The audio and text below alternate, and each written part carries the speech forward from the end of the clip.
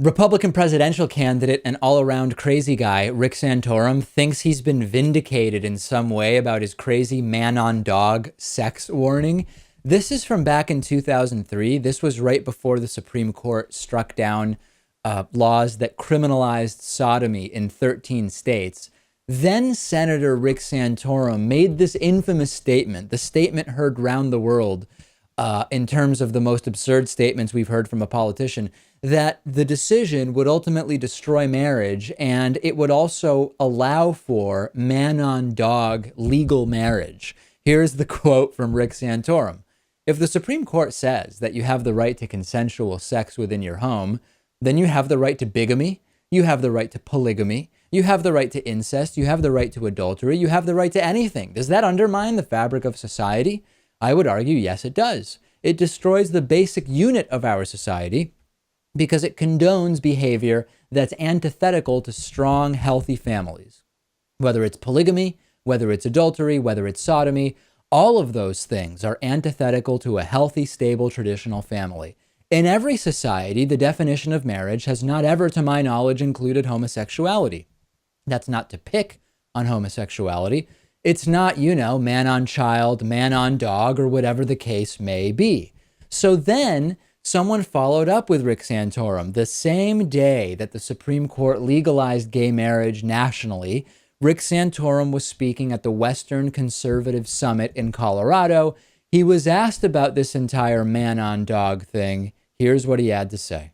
Interview that you did 10 years ago, the man-on-dog interview that caused so much kerfuffle. Well, the point you made in that interview was that if gay marriage is legal, then that opens the door for things like polygamy to be legal. Actually, I didn't say that. What I said is that if you have the right to consensual sexual activity, right, and that was the issue, then it opens the door to a variety of different things. And does this ruling do that? I think there's no question. Well, this ruling did it. I mean, this really followed up with what I said would happen if the Supreme Court ruled the way it did. And the Supreme Court has followed their line of reasoning that I identified at the very early on, that if consensual sexual activity is a constitutional right, then we have to it leads logically in the court's, as you saw in the court's opinion, that all things that all other rights come with that.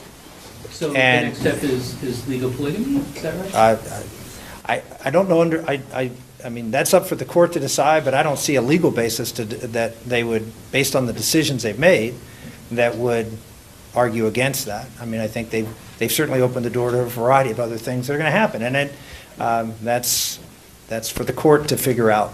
Wait a second. So, Rick, you don't see any reason why legalizing marriage between two consenting adults, regardless of gender, has nothing to do with allowing man-on-dog marriage? What about the reality, Lewis, that dogs can't sign contracts or have informed consent? Yeah, I guess Santorum just doesn't know what consent means. I also love how he's just choking on his words here. It is so hard for him to answer. He's just stuttering, and he sounds like such an idiot.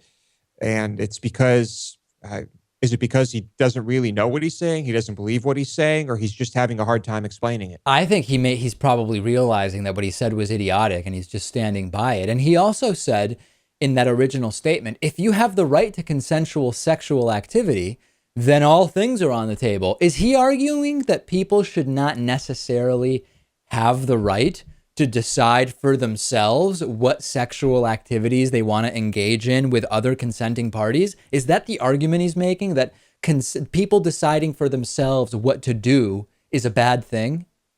Another way to look at this is, assuming he does know what consent means, is that he is not actually concerned at all with someone of one sex getting married to someone else of the same sex. He's worried about what they do with each other. Right. And that brings the focus back to the very specific mechanics of gay male sex, which seems to often be actually the fascination a lot of these so-called anti-gay bigots have. For some reason, those are the details that they focus on, yes. And look at Massachusetts, which has had gay marriage for more than a decade. No discussion at all of man-on-dog marriages. I mean, it's just not an issue. Yeah, gay marriage for quite some time there. I don't think anyone has married any animals or any inanimate object. Haven't seen it myself anyway.